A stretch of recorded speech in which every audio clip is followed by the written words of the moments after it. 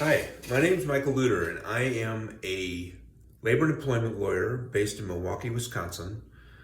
I have been practicing labor and employment law for about 38 years, and in the last few years, I've taken up representing pilots in claims against either their union, their airline, and sometimes against the FAA. My cases usually center around a violation of AIR21 statute, which is a whistleblower protection statute, the Americans with Disabilities Act, which comes up quite frequently, particularly in the HIMSS program context, and then finally sometimes claims against the FAA itself for failure to issue an unrestricted medical or a special issuance. Today I'd like to talk to you about the AIR21 statute. This statute has been around not a huge amount of time, but maybe 20 years or something like that. Actually, I guess it's probably more like 25 years. It was passed in 2000, I think. The AIR21 statute is designed to protect mechanics, flight attendants, pilots who make safety complaints to their airlines, to the FAA, or complain about some failure to follow a federal aviation regulation. Today I'd like to talk about that statute. I'll talk about others in times ahead. But I want to cover what I would consider 10 tips for someone who wants to bring a whistleblower complaint under AIR21 or really any statute. The AIR21 statute is, I think, well described in another YouTube video put out by a guy named Lee Seaham, a lawyer out in New York, White Plains, New York.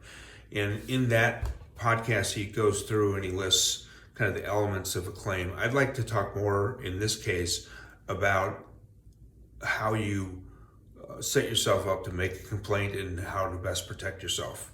First of all, number one is AIR21 exists, and you should be aware that it exists. It provides that a pilot, a mechanic, a flight attendant, and the like can make complaints, that when they see a problem, they can say something, and the employer must not retaliate against them because they made those complaints. So that's kind of the overarching theme here, is that you're protected if you make a whistleblower complaint.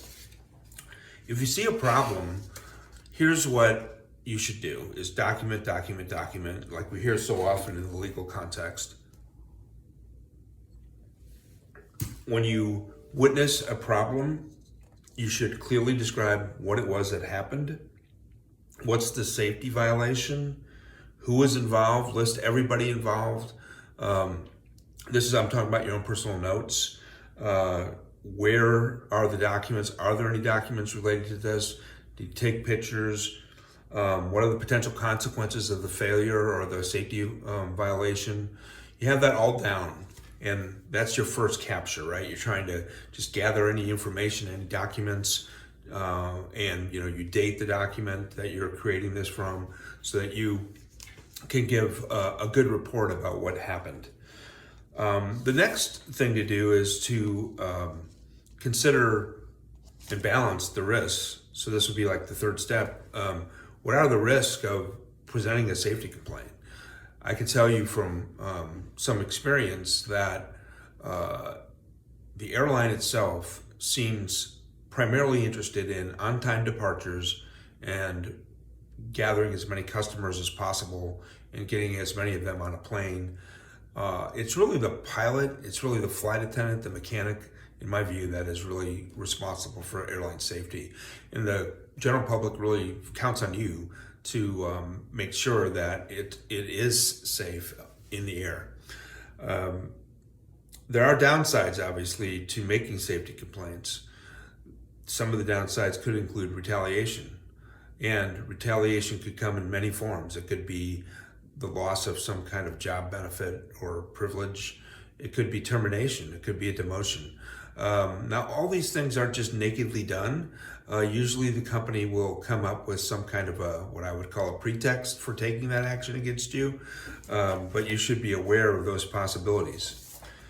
However, if you decide to make a whistleblower complaint, you should find this is number 4, find your company's whistleblower policy, follow the policy, follow the official channels,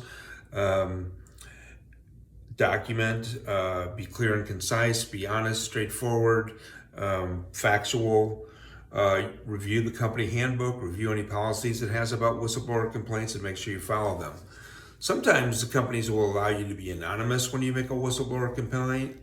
I will warn you though, that if you make an anonymous complaint, you will probably lose the protections of the AIR21 statute, because it's very easy for the employer to say, in response to a claim you might make saying you were retaliated against, and say, we didn't know who made the complaint. You can't say that we acted based on the fact that Joe made the complaint when we didn't know that Joe was the one that made it.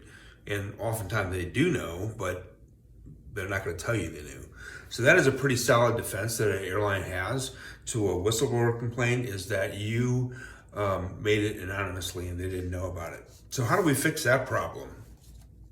If you know you're going to make a whistleblower complaint, it's important you've decided, I'm going to take the risk of retaliation. You need to make sure that everybody up and down the supervisory chain knows that you made that complaint. We've had clients who will copy 30 people on the complaint to make sure it's well known. Simply going to the making FSAP complaint or ASAP complaint online doesn't broadcast it to the world. You want the HR to know, you want the safety people to know. If you're called up on some disciplinary proceeding, you want to make everybody aware in that disciplinary process that you had made the safety complaint. Let human resources know. And this is all to avoid this employer common defense. You can also file, number 6, you can also file a complaint with the FAA. That's a safety complaint, and you're equally protected there. As long as the employer knows, you got to make sure the employer knows. Number 6 is, if you do receive retaliation or believe that you've been retaliated against, the most important thing, if you get anything from this whole podcast, is you must file your complaint within 90 days of the adverse job action. It's a great statute. It's not hard to prove cases under the statute, but we often are confronted with people who had the job action happen more than 90 days ago, and if that is true, you can't take advantage of the AIR21 procedure. So you want to be on top of the timeline. You want to file, although it seems counterintuitive, possibly, that you don't file it with the FAA. You can file it with the FAA, but the proper place to file is with OSHA, the Occupational Safety and Health Administration of the Department of Labor. OSHA is the one that receives AIR21 complaints. OSHA is the one that receives Sarbanes-Oxley complaints, and lots of different whistleblower protection statutes direct you to OSHA to file the complaint, and that's where you file yours. Number 8, seek legal assistance if necessary. 1, to make sure you stay on the timeline and get the complaint filed in the right place. And 2, to make sure that you are developing a strategy to best preserve your claims and to best make your case.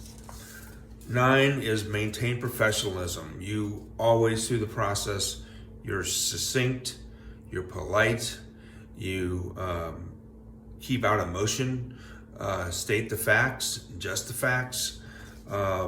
Maintaining that professionalism will help later, especially if the communications that you're making are in writing, because I always think whenever I write something related to, some situation or problem, how would this read to a jury, right? Is this gonna, if I'm mad at the Home Depot because they've done something wrong, I don't just pop off. I'm thoughtful, businesslike in what I would say to them.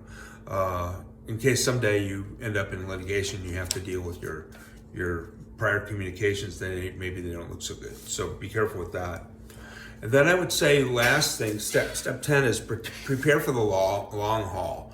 My clients are always amazed by how long litigation takes. It's sometimes years. If I start a case in 21, I might not see a result until 24 or 25, 26 sometimes. I tried a case in January of 23, and we're still waiting for the written decision from the administrative law judge 2.5 years later. So sometimes these things take a long time. Sometimes families get impatient. Sometimes you will feel like you're being left out of things at work. It's a lot of risk to be a whistleblower, but it's really important because really you all are the stopgap between compliance and, in some cases, tragedy. So I look forward to doing this again. I'm going to have my 15-year-old daughter figure this all out and how to post, how to edit, how to tag and all that. So this is the first run at this. Hopefully it'll all continue to go successfully, and we'll talk about other things on future dates. Thank you so much. Oh, you probably thought this was over. I hope you guys enjoyed listening to my dad talk about planes and stuff. You should definitely follow him. Yeah. Also,